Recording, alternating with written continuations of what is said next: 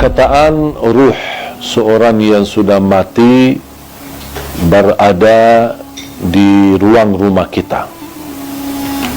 Ada yang berkata selama 3 malam, ada yang sampai 40 malam. Kasihanlah, ruhnya lagi diam di rumah, jasadnya di kuburan. Terus ngapain jasadnya di situ kasihan sendirian? Kalau orang sudah di alam kubur, kemudian akan dikembalikan ruhnya. Buat apa Allah kembalikan ruh? Supaya proses langkah awal hisab. Tapi hisab yang masih istilahnya ringan, menghadap mungkar nakir. Ada beberapa pertanyaan yang perlu kita jawab saat menghadapi mungkar nakir. Seandainya kita berhasil lolos dari pertanyaan dan kita bisa menjawab seluruh pertanyaan mungkar nakir, berarti akan kita menikmati. Kalau lagi menikmati di alam kubur, bahagia, kuburan kita menjadi raudhatul riyadil jannah, taman dari taman surga. Buat apa ruh kita keluar dan diam di rumah kita selama 40 malam? Sebaliknya, kalau kita tidak lulus untuk menjawab pertanyaan mungkar nakir, berarti kita akan menghadapi kesiksaan yang amat pedih di dalam kubur. Dan tidak mungkin orang itu saat disiksa masih nyawanya bisa jalan-jalan kemana-mana, termasuk mampir ke rumah dan diam di rumah selama 40 malam. Itu semuanya hanya diperkirakan atau berkataan orang, tapi tidak ada dalil pun di dalam Quran atau hadis ruh kita akan diam di rumah kita selama sekian malam. Ruh kita berada di dalam tubuh badan kita saat kita dikuburkan. Allah kembalikan ruh kita akan menghadapi mungkar nakir. Kalau anda lagi menikmati bahagia, berarti akan merasakan kenikmatan tersebut bukan hanya jasad kita, tapi jasmani dan rauhani kita. Kalau ruh kita terpisah dan dia diam di rumah untuk melihat kondisi dan keadaan di rumahnya, bagaimana keluarganya. Terus kalau ada di antara keluarga, ketika ada ruh seorang meninggal, dia masuk ke rumahnya, terus ternyata istrinya dan nangis setiap malam, pasti dia sakit hati. Bukan sakit hati, ya sakit ruh. Apalagi kalau istrinya nikah, kok malah tinggalin aku meninggal malah kamu nikah. Berarti ruhnya lagi sibuk urusan keluarga. Ini semuanya tidak masuk akal. Makanya jemaah sekalian, jangan terlalu percaya hal-hal yang aneh-aneh. Kalau kita bahagia di alam kubur, berarti ruh kita akan disibukkan dengan kebahagiaan.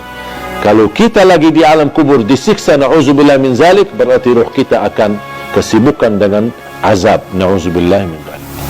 Dan kematian kita cuma sekali, tidak akan mati lagi.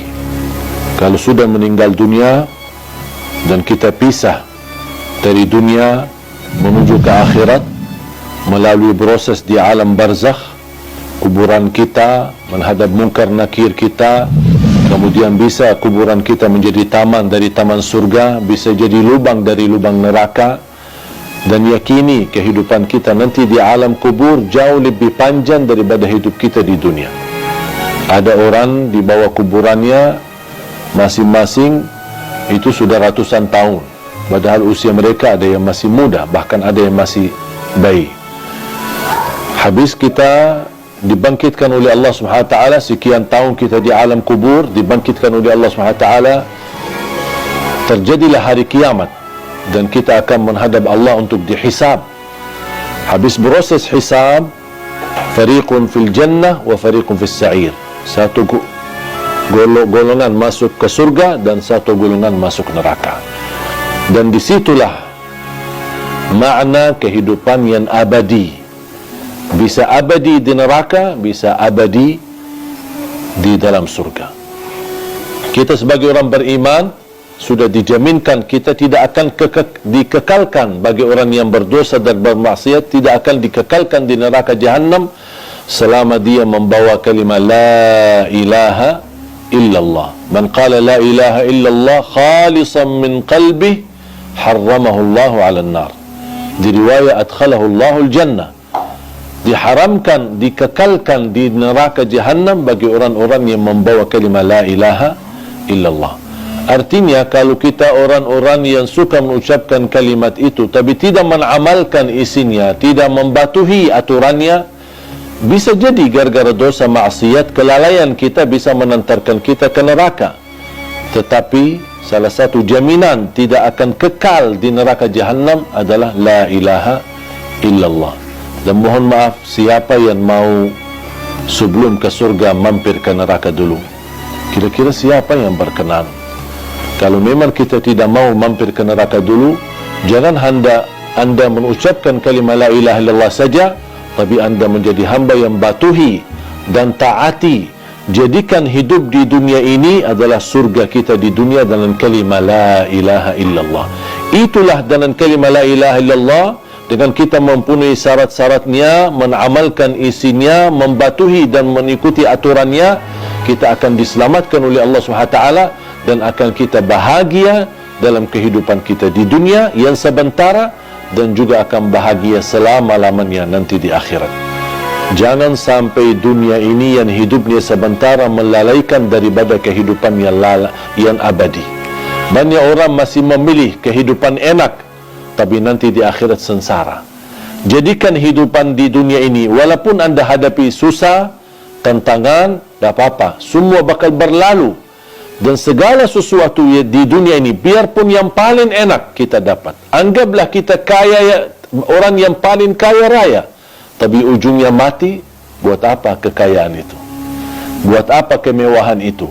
Buat apa keindahan itu kalau saya akan nanti tinggalkan, akan menuju kepada kehidupan yang abadi?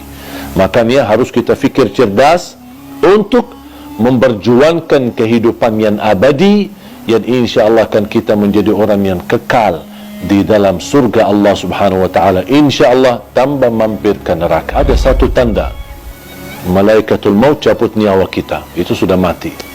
Itu tandanya. Kenapa Allah Subhanahu wa taala sembunyikan kematian dan proses kematian itu? Bisa ada orang mati mendadak, bisa ada orang mati karena kecelakaan, bisa ada orang mati karena apapun terjadi. Bahkan bisa ada orang karena sehat, tak ada apa-apanya, justru dia merawat orang tuanya, pulang pergi ke rumah sakit, mana justru anaknya yang mati duluan. Tidak ada yang bisa memastikan dan membuktikan ada tanda-tanda sebelum kematian. Tidak ada tanda melalui mimpi, tidak ada tanda dalam tubuh kita atau akan terjadi di waktu asar atau di waktu yang lain, tidak ada tanda sama sekali. Yang diberikan tanda kedekatan kematian adalah orang-orang yang tua, yang sudah tumbuh, rambutnya putih, sudah terlihat dari segi fisiknya lemah, dan banyak semakin tua usianya berarti sudah tanda mendekati kematian. Allah Subhanahu wa taala berfirman, kiamat aja dekat, wa narahu qariba. Kiamat